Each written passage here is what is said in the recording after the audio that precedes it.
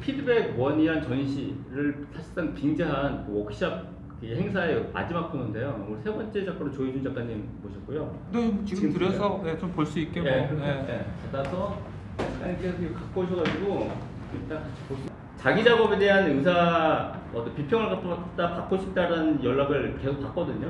어제도 모르는 사람한테 한 3명한테 받았어요. 메일이나 카톡으로.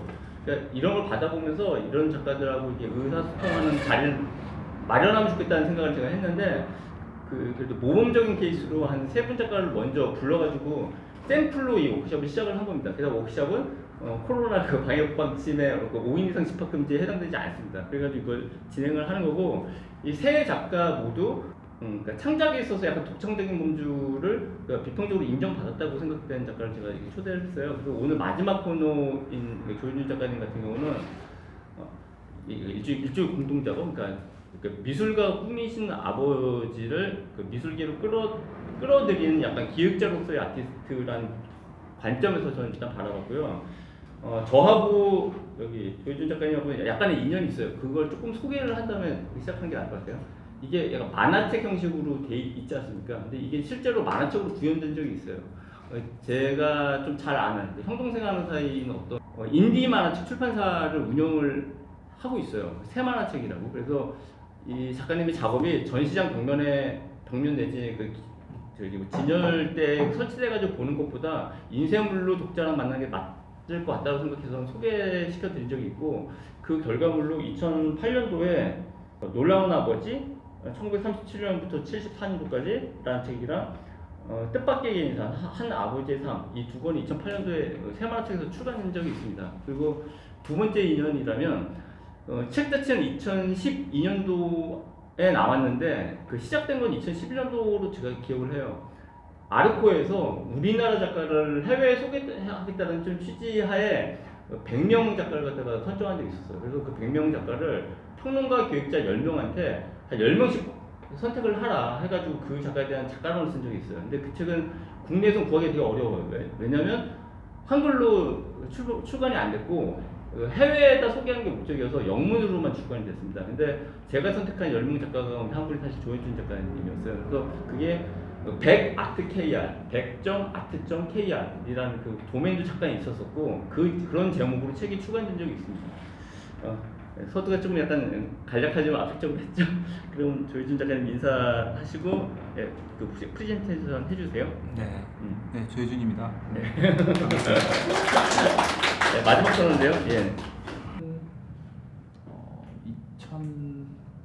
2011년도일 것 같아요. 예, 네, 이제 기억이 좀 뭐, 네, 2011년도에 이제 리움에서 코리안 랩소디라는 전시의 전시 장면이고, 이때 타이틀이 1937년부터 1974년까지라는 타이틀의 작업입니다. 그러니까 총 100점의 드로잉을 이제 셀렉션해서 이제 이렇게 액자 구조의 드로잉 설치물하고 그냥 이제 평면적으로 이제 액자에 넣어가지고 이런 것들을 이제 약간 뒤섞어 넣었고요. 전체적으로는 이제 인스톨레이션, 그러니까 이제 어떻게 하면 좀 보여주는 방식이 좀 그 전시장 안에서 어떻게 구현될 수 있을까, 이제 이런 거를 좀 염두에 두고 한 작업입니다. 이 도록이 1927년도에 도쿄하고 오사카에서 열린 제6회 프랑스 현대미술전 도록입니다. 제 서재에 이제 꽂혀 있는 거를 이제 꺼내서 보니까 이 책이 너무 흥미로운 거예요. 그러니까 도판 이미지에 생각하는 사람, 그 로댕에 생각하는 사람이 있잖아요. 이제 오래전에, 그러니까 1970년대 초반에 익산에 왕궁이라는 데가 있는데 왕궁중학교에서 근무를 하셨는데 그때 아버지가 만든 조각상을 매우 사실 이게 아버지가 만드신 네, 거예요? 아버지가 이제 만드신 거예요. 근데 이제 일종의 이제 레퍼런스 삼아서 이제 자신이 가르친 중학생을 모델을 세워놓고 조각 작업을 한 거죠. 시멘트 조각 작업인데 이제 그 당시에 이제 그 면 소재지 그 신생 중학교, 그러니까 이제 막 건물을 짓고 있고 아직 다 완공이 안 되었는데도 학생을 막 가르치는 매우 그 새마을 운동 시기하고 이제 겹쳐진 어떤 그런 뭐랄까 좀 어지러운 시기였던 건데 이제 그때 남은 재료로 이제 이 조각상을 만듭니다. 근데 제가 이때 3살 때였는데 오줌을 쌌어요, 이 조각상에다가. 그걸 이제 다른 선생님이 저를 발견을 하고 저를 막 꾸짖었단 말이에요. 뭐 혼나고. 그때 처음 본 이미지가 이제 그 아까 말한 그 프랑스 현대미술전 도록입니다. 그러니까 이제 어떻게 보면 칼라 이미지로 처음 미술 작품이라는 걸 본 거예요, 아버지는. 예, 그 당시에 이제 미술 교육이라는 게 흔히 말하는 뭐 중학교 뭐 초등학교 미술 교육이라는 게 거의 존재하지 않았던 시절이었기 때문에 그래서 그런 뭐 아버지한테도 이제 어떤 그런 뭐 추억이 있는 거고 이제 그로부터 이제 아버지가 이제 뭐 미술에 대한 뭐 공부도 이제 하게 되고 뭐 예, 이제 이랬던 이제 사연이 있는 겁니다.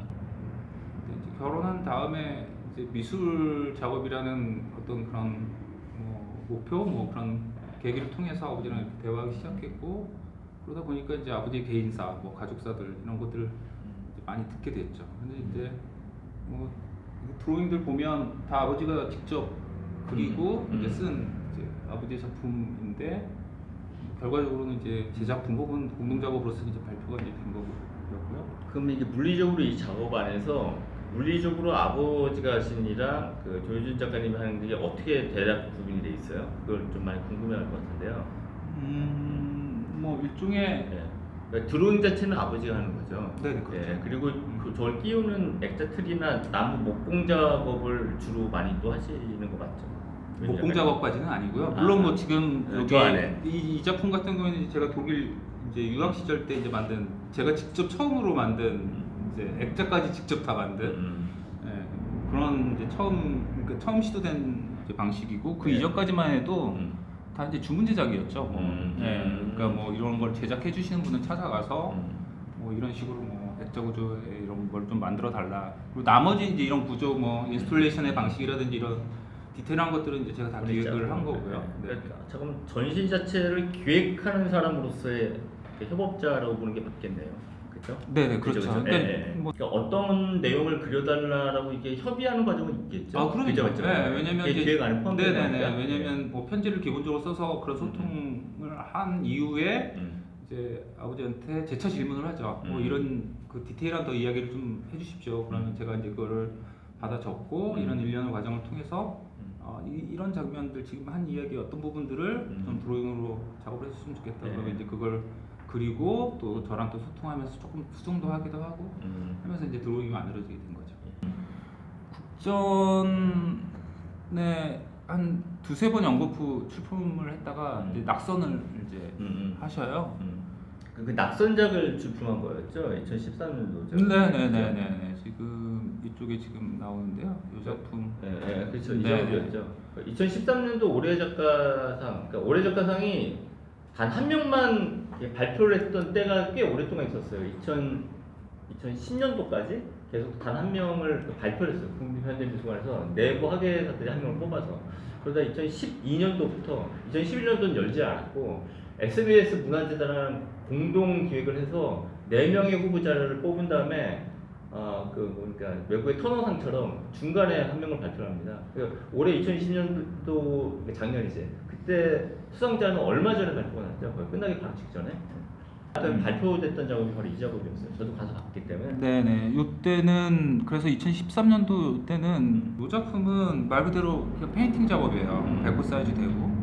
그런데 이제 하단 부위에 지금 하얗게 보이는 그 글씨가 써져 글씨 써 있죠. 네, 네. 그 부분이 2007년도에 이제 크리스마스 날 제가 이제 고향 전주 집에 내려가서 부모님을 찾아뵀는데 아버지께서 내가 너무 막 흥분된 그런 어떤 그 어조로 보여주고 싶은 게 있다. 그래서 뭐 창고에서 막 뭘 꺼내는 거예요. 그래서 이 작품을 꺼내서 막 보여주시는 거예요. 근데 이렇게 작업을 밑에다가 해놓으셨어요. 근데 그때만 해도 뭐 좀 깜짝 놀랐던 게 뭐 약간 이건 좀 다른 이야기인데 박유수 선생님 이제 제가 대학원 때 이제 스승님이셨다. 박유수 작가님의 그런 그 페인팅에 뭐 이렇게 글씨 쓰고 뭐 내가 왜 이런 작업을 하는지 모르겠다 뭐 이렇게 넋두리 같은 약간 그런 느낌이 드는 작업을 갑자기 꺼내서 보여주시는데 내용이 이제 뭐 그런 거예요. 내가 뭐 너 때문에 이렇게 뭐 미술 작가로서 활동도 하고 과거에 이렇게 뭐 떨어진 작품이 이제는 뭐 발표될 수 있는 어떤 기회도 얻어서 너무 행복하다. 뭐 고맙다 뭐 해주나 뭐 이런 내용이 이제 써져 있는 거예요. 그래서 너무 이제 감동스러운 사실은 작업을 이제 마주 대하면서 이걸 어떻게 하면 이제 작품으로 좀 발표할 수 있을까 이제 고민한 이후에 나중에 전시도 이렇게 하고. 그러면 그게 하여튼 올해적 가상은 2013년도였고 물론 그 이후도 작업을 하셨지만 아버지하고 협업을 지금도 계속 하세요? 혹시? 네, 지금도 계속 하고요. 그럼 그 스토리는 아버지의 과거사? 아직도? 아닙니다. 그런 건 아니에요? 그래서 네. 지금 이 포트폴리오 안에 보면 네. 지역 연구 드로잉 시리즈라고 네. 또 다른 파트가 있습니다. 근데 네. 그 지역 연구 드로잉 시리즈는 거의 대부분이 거의 대부분이 아니라 구술 드로잉 시리즈입니다. 다큐멘터리 드로잉 시리즈가 아니라. 그러니까 지금 전시하고 있는 저 작품이 볼가도이치 그 독일 밖에서 비춰본 풍경이라는 작품인데요. 저건 이제 독일에 이제 유학을 가서 키와인 프로젝트라고 이제 일종의 공공미술 프로젝트를 저희 이제 클래스 안에서 이제 진행을 했었어요. 저는 이제 그 지역에 사는 동유럽 출신의 독일인, 그러니까 러시아 태생인데 원래 그 저기 뭐죠? 1차 대전, 2차 대전을 거치면서 그 러시아에서 되게 막 핍박받으면서 살아왔는데 2차 대전 이후에 이제 다시 고국인 이제 독일로 왔는데 다시 이제 재차 좀 일종의 이제 요즘 말로 디스당하고 되게 어려운 삶을 살고 있는 그런 분들이 계시더라고요. 그래서 그분들 인터뷰해서 그 내용들을 이제 정리를 해서 아버지한테 이제 보내드리고 그거를 통해서 이제 그 글만 읽고 이제 상상하면서 이제 그림을 이제 그린 거죠. 근데 이제 인터뷰한 두 모녀도 있고 또 에발드 제어라는 또 아버지랑 동갑 나이 1935년생인 어르신이 있었는데 독일분 그분이 전시장에 와가지고 이제 작품을 아버지가 그린 드로잉 작품 그러니까 공동 작업인 그 작품을 보고 그런 이야기를 한 적이 있어요. 너무나 자기는 이야기만 했을 뿐인데 어떻게 이렇게 재미있게 뭐랄까 자기가 어린 시절을 마치 사진 보는 것처럼 이렇게 그려낼 수가 있냐. 다음에는 그 조현준 작가님의 좀 초기작에 대한 설명 좀 드릴까 해요. 네, 이 작업은 이쪽 지금 좌편에 그 드로잉 작업이 있어요. 근데 그건 제 드로잉이고요. 이건 아버지하고 상관없는 게 제 독립적인 초창기 때 작업입니다. 이 작업들은 뭐 2002년도부터 한 2006년 그때 이제 했던 작업들인데요. 네, 그 사실은 두 파트가 이렇게 같이 작업이 두 축으로 계속 진행이 됐던 상황이고 이제 살았었는데 종로 사거리 길에서 갑자기 트럭이 멈춰 서더니 그 운전기사가 내려가지고 막 그 뭘 막 줍는 거예요. 보니까 깨진 코카콜라 병을 막 줍는 거예요. 근데 그게 되게 이상하게 보였거든요. 그래서 도대체 뭐지? 왜 저 기사가 물론 깨졌으니까 뭐 줄 수도 있고 안전상이니까. 근데 저는 이제 그렇게 보지 않았던 거예요. 그래서 이 코카콜라 되게 이상하다. 그래서 그때부터 코카콜라를 막 리서치를 막 들어가서 뭐 여러분도 잘 아시다시피 뭐 일종의 자본주의의 그 회사들, 그 자본주의 대표적인 회사들 브랜드 글로벌 회사들 중에 뭐 여러 가지가 있죠. 뭐 나이키, 코카콜라, 수많은 이제 기업들이 있는데 그 중에 이제 대표적인 게 이제 코카콜라라고 뭐 당연히 이제 하고 일종의 얘네들이 뭔가 비밀이 있겠다, 뭔가 이상한 지점이 있겠다. 그거는 여러 가지 썰들이 있어요. 뭐 일종의 약간 비판적 맥락에서 이제 흔히 말하는 그 제3세계 뭐 인도라든지 어디 뭐 이상한 거만 아니고 되게 오지에 가가지고 공장을 설립을 하고 그 공장에서 코카콜라를 생산해서 이제 뭐 서구로 수출을 하는 거죠. 뭐 서구도 수출하고 뭐 그 지역에도 뭐 팔기도 하고. 제가 지금 설명 잘 이해했어요. 길 가다가 종로에서 코카콜라병 깨진 거를 트럭 아저씨가 줍는 걸 보고 이상하게 생각했다는 게 맞아요? 네, 맞아요. 근데 그게 왜 이상하다고요? 제 이해를 잘 못해요. 그러니까 그 번잡한 도로에서 어쨌든 이 기사가 갑자기 코카콜라 병을 줍는 그 장면인 거죠. 그걸 보고 이게 코카콜라의 그 어떤 그 권력하고 무슨 상관이에요? 그러니까 이야기는 이제 들어보면 뭐지. 알겠습니다. 그래서 이제 이 코카콜라 이제 뭐 이렇게 서치를 계속 이제 하기 이제 해요. 그래서 뭐 코카콜라 얘네들이 뭐 기업의 뭐 역사부터 해가지고 뭐 이제 조절을 하다가 얘네들이 뭐 일종의 이제 그 1886년에 설립이 됐거든요. 미국 애틀랜타에서. 근데 얘네들이 그 설립된 이후에 이제 과정들이 이렇게 있죠. 뭐 코카콜라 언제 우연히 뭐 이렇게 비율 섞어가지고 뭐 했더니 뭐 되게 청량하고 그래서 나중에 이렇게.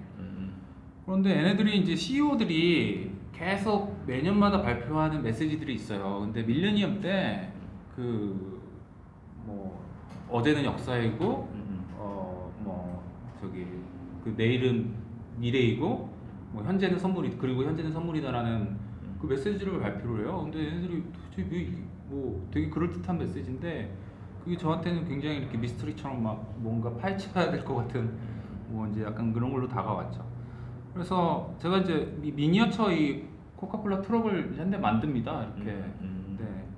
그래가지고 요 미니어처 트럭을 가지고 끌고 다니면서 퍼포먼스를 이제 뭐 일종의 하면서 어떤 행위를 하면서 길거리에 이제 깨진 코카콜라 병을 이제 코카콜라 병 조각을 이제 주우러 다닙니다. 그래서 이제 그걸 이제 수집해가지고 이런 이쪽에 이렇게 그 보석처럼 이제 뭐 어떤 이상한 그런 형태 이제 그런 어떤 이제 주얼리 형태 같은 뭐 다양한 형태의 이제 조각들을 이렇게 만듭니다.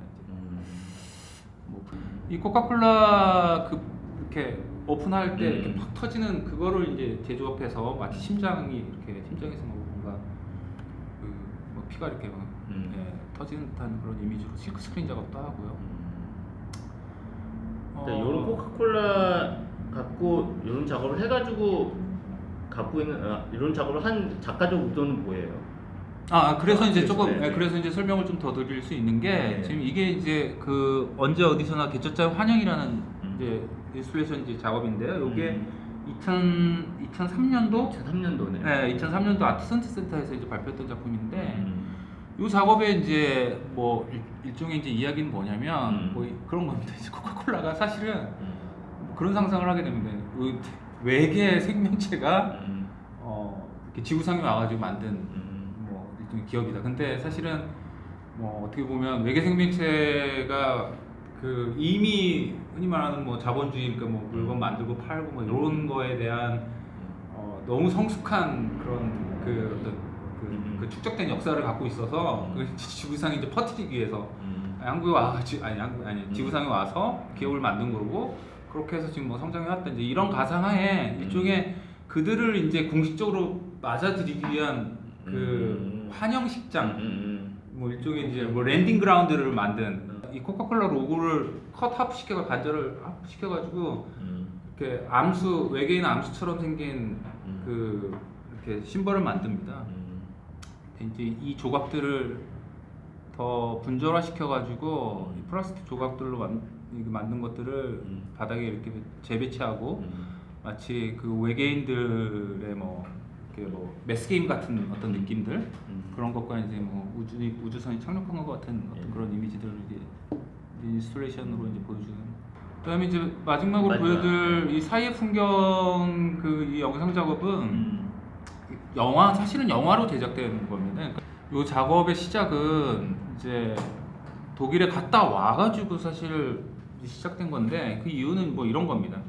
한 10여 년 넘게 아버지랑 수많은 이야기도 하고 뭐 이렇게 채워지지 않은 어떤 지점들이 있었거든요. 근데 그게 뭔지는 몰랐다가 이제 갔다 와서 곰곰이 생각을 해보니까 일종의 이렇게 딱 뭔가 머리를 이렇게 뒤통수를 딱 이렇게 맞은 듯한 어떤 그런 뭐 아버지랑 그러니까 뭐 이런 거예요. 아버지랑 평생 악수를 해본 적이 없는 거예요. 그러니까 독일에 유학을 가서 뭐 선생님이든 뭐 우리 그 같이 공부한 친구들 뭐 허그하고 뭐 장난 아니거든요. 표현들이 걔네들이 스킨십이 되게 이렇게 자연스럽죠. 뭐 이게 볼키스도 하고 뭐 여러 가지.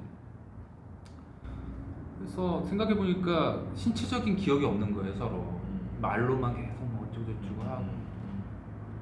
그래서 그러면 좀 다른 지점에서 새롭게 뭔가 작업을 한번 좀 끌어가고 싶다, 추동시켜보고 싶다 그런 생각이 들어서 과연 어떻게 하면 아버지랑 신체적인 기억을 만들 수 있을까 이제 그런 생각을 하게 됐죠. 그래서 드로잉 한 점을 이제 딱 뽑았어요. 근데 그게 다른 게 아니라 도깨비 그 드로잉 이야기거든요.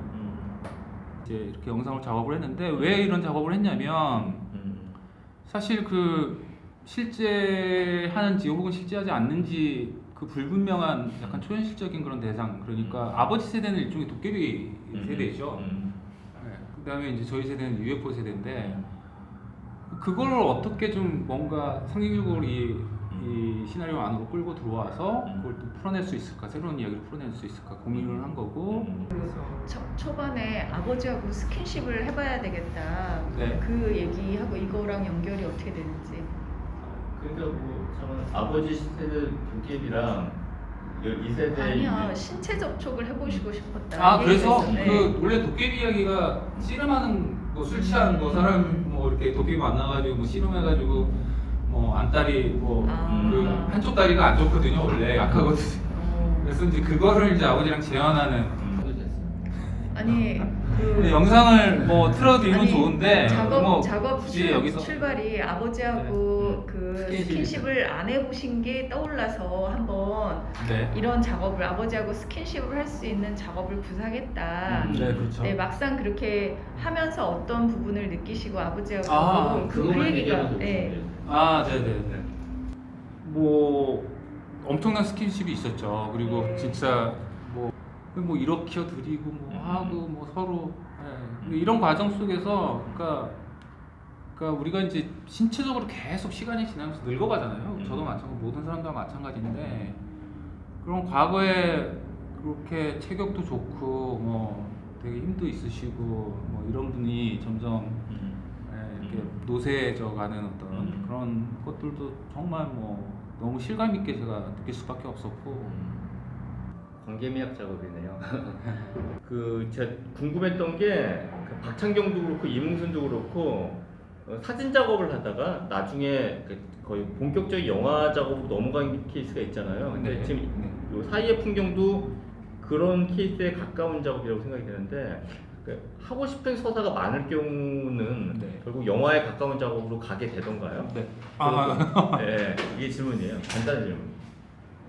아니요, 저는 뭐 그런 저가 좀 다른 것 같고요. 하고 싶은 이야기는 이미 사실 드로잉이라는 방식으로 뭐 너무 많이 했었고. 그러니까 제 질문은 네, 그렇죠. 결국은 그래서 그 영화 네. 작업으로 하게 된 계기가 뭐냐가 제 질문이거든요. 그러니까 영화 작업을 안 하셨잖아요. 근데 영화 작업을 이문순도 영화 안 했고 박찬근도 사실 영화는 안 했는데 네, 나중에 네. 영화로 간 경우인데 네네. 이렇게 영화 작업으로까지 가게 된 경우가 안에 서사가 많은데 이게 그냥 평면이나 저런 만화 같은 그래픽 노블 같은 걸로 구현하기에는 한계가 많기 때문에 영화로 간 거냐라는 게 제 질문이에요. 간단해요. 네, 뭐 그렇긴 한데. 네. 그런데 그 지점이 사실은 뭐 제가 영화 뭐 물론 앞서 그 뭐 말씀하신 그 작가 두 작가하고 같이 묶어서 뭐 제가 그렇다 아니다 이야기하기는 좀. 아니 본인의 경우만 얘기하면 돼요. 네. 영화로 간 경우가 뭐냐니까요. 영화 작업으로 이 아버지의 협업을 구현한 이유가 뭐냐는 게 질문. 그러니까 멘트가 가지고 있는 뭐 한계가 있었죠 사실. 네. 그러니까 만화라든지 드로잉이라든지 예. 뭐 인스톨레이션이라든지 뭐 등등 여러 가지 뭐 입체 작업들도 그렇고. 근데 이제 그것이 가지고 있는 그 결과물로서의 한계, 그러니까 그 과정들은 생략돼 있잖아요. 예. 근데 이제 영상이 가지고 있는 뭐 그런 가능성들은 그런 부분들을 많이 풀어줄 수가 있고 또 그런 것들을 직접적으로 보여줄 수 있는 거니까. 예. 그리고 2018년도 얼마 전이에요. 2018년도에 국립현대미술관에서 박이소 기록과 기억이라는 전시를 한 적이 있어요. 근데 그때 워크숍을 했습니다. 근데 워크숍을 진행하는 사람이 조윤준 작가님이에요. 왜냐면 예전에 아까 잠깐 구두로 진술이 나왔는데 대학원 시절 전문사라고 그러죠. 한예종 같은 경우 거기서 그러니까 사제지간이었거든요. 그때 느낌이 어땠는지 사제지간으로서의 에피소드만 말씀해 주세요. 왜냐면 박이소는 2004년도에 갑자기 사망을 했는데 2006년도에 지금은 사라진 로덴갤러리에서 개인전을 하거든요. 근데 그 개인전 때 이분의 예전 작업을 복원하는 일을 두 제자가 해요. 한 명이 김원식이고 한 명이 조혜준이었었어요. 그게 도로에도 나옵니다. 그 2006년도거든요. 그러니까 그때 사제 시간일 때 어떠셨는지만 말씀하고 마무리 주시면 좋을 것 같아요. 네. 뭐 그 이야기 해드리면 좋을 것 같아요. 박이 네. 선생님이 작고하게 된 그 이제 그 내용들을 좀 아실 거예요. 그러니까 뭐 그 사망한 이후에 한참 있다가 이제 뭐. 근데 이제 제가 그때 그 일을 겪고 나서 박이소 선생님과 관련된 수많은 이야기들이 이제 막 회사가 되고 뭐 사람들이 이야기하는 그런 시간을 이제 겪게 됐었는데 작업을 해야 되겠다. 박이소 선생님과 관련된 작업을 해야 되겠다. 그래서 구슬 드로잉 작업을 또 이제 뭐 하게 됐죠. 그러니까 주변에서 수없이 많이 이야기하는 박유선 선생님과 관련된 개인적인 경험이나 뭐 혹은 뭐 등등의 수많은 이야기들을 제가 다 뭐 일종의 이제 구술을 받았어요. 네, 인터뷰도 하고 뭐 해서 그런 내용하고 그다음 이제 신문이라든지 미디어에서 다루는 그런 내용들. 근데 특히나 그 구슬 드로잉 작업을 하고 싶었던 거는 뭐였냐면 자꾸 점점 한 작가가 약간 신화되는 어떤 그런 뭐 과정 속에 있더라고요. 신화가 많이 됐죠. 네, 사실. 네, 네. 그러니까 뭐 어떻게 보면 진실보다는 자꾸 부풀려지고 그렇다고 해서 나쁜 의미가 아니라 좀 뭐 여러 가지 방식으로 이렇게 갈래가 막 생기고 뭐 그로부터 그러니까 그럼으로 인해서 일반 그러니까 박이소를 모르는 일반 대중들은 한 작가 한 미술가로서 뭐 이렇게 너무 신화된 것만 주목하게 되는 어떤 그런 현상들. 저도 그렇게 생각해요. 네, 그래서 이제 그런 것들을 아버지한테 이제 이렇게 글로 써가지고 보내드리고 이제 사실은 아버지는 박이소 선생님 본 적도 없거든요. 그냥 이야기만 들었죠. 아, 너희 스승이었구나, 뭐 스승이구나. 그래서 그걸 이제 드로잉으로 작업해서 네, 이제 발표했었죠. 근데 그게 미술 혹은 미술가가 직면하는 현실에서 직면하는 운명 같기도 하고요. 그리고 같이 해준 그런 드로잉 작업이나 이게 또 박이소의 신화를 돈독하게 해주는 역할도 솔직히 하지 않습니까? 네네. 근데 제 질문은 뭐냐면 학교 다닐 때 박이소 선생님은 어떤 분이셨냐고요. 제 질문은 간단합니다. 네. 근데 그 예술 그 작가이면서도 교육자로서 너무 사실 뭐 책임감이 어마어마하신 분이었어요. 그러니까 제가 이제 뭐 그 드로잉 그 구슬 드로잉 시리즈의 한 작품에도 그게 표현이 돼 있었는데 뭐 과제를 내주잖아요. 뭐 다음 주는 이런 주제로 해가지고 이렇게 수업을 진행할 거다. 그래서 너희가 해올 과제는 이런 거다. 뭐 예를 들면 이런 거였어요. 너의 작품 세 개를 하나의 어떤 그게 텍스트가 됐든 그림이 됐든 하나의 종이에 어떻게든 함축적으로 표현을 해서 그걸 제시를 해라. 그걸 가지고 프레젠테이션 해라. 근데 학생들이 해온 게 너무 수준 이하 뭐 이런 거였어요. 그러니까 학생들이나 작가들은 말을 잘 못합니다. 네, 뭐 그러기도 하고 근데 어떻게 보면 노력의 문제도 있었죠. 그러니까 좀 뭐 그냥 대충 생각하는 부분도 있었을 테고 학생들이. 그다음에 뭐 작가 한 가지 더 이야기하면 작가 연구 뭐 해외 작가든 국내 작가든 작가 연구 시키면 보통 한 2-3명 정도 이렇게 하거든요. 학생한테 가장 좀 영향을 줄 만한 좋은 영향. 그런데 그런 거 시켜 놓으면 박유선 선생님이 자기가 추천을 해서 학생들이 고르는 거였기 때문에 자기가 서치 공부를 너무 열심히 하는 거예요. 그러니까 학생이 조사한 것보다 선생님도 일부러 조사를 하는 거예요. 왜냐면 모든 작가를 다 모르는데 그래도 그 학생을 가르치기 위해서는 그 추천한 작가, 해외 작가든 국내 작가든 자기가 공부를 하는 거예요. 근데 뭐 비교가 안 될 정도로 너무 선생님이 더 열심히 해오니까 학생들이 발표하면서도 너무 막 쪽팔리는 상황이 막 발생하고 얼굴이 다 빨개지고 그런 기억이 남죠. 저희가 시간이 좀 다 돼가지고 저희가 지금 이제 워크숍이 마무리할 수 되죠. 네. 지금 워크숍이 대충 이 시간도 되고 내용이 마무리가 됐어요. 아까 질문이 한 번 나왔기 때문에 전 여기서 마무리도 된다고 생각하는데 그래도 혹시 이 녹화될 수 있는 질문이 있으시면 혹시 한 분한테만 받고 없으면 그냥 끝내려고요. 또 질문 있으신 분? 혹시? 없으면 이따 끝난 다음에 대면하면서 얘기 나누시겠어요? 그게 낫겠죠? 네. 네, 지금 시간이 다 1시간이 돼가지고 여기서 피드백 1 그리고 전시와 워크숍을 모두 마무리하겠습니다. 오늘 와주셔서 감사합니다. 오늘 수고하셨습니다. 네.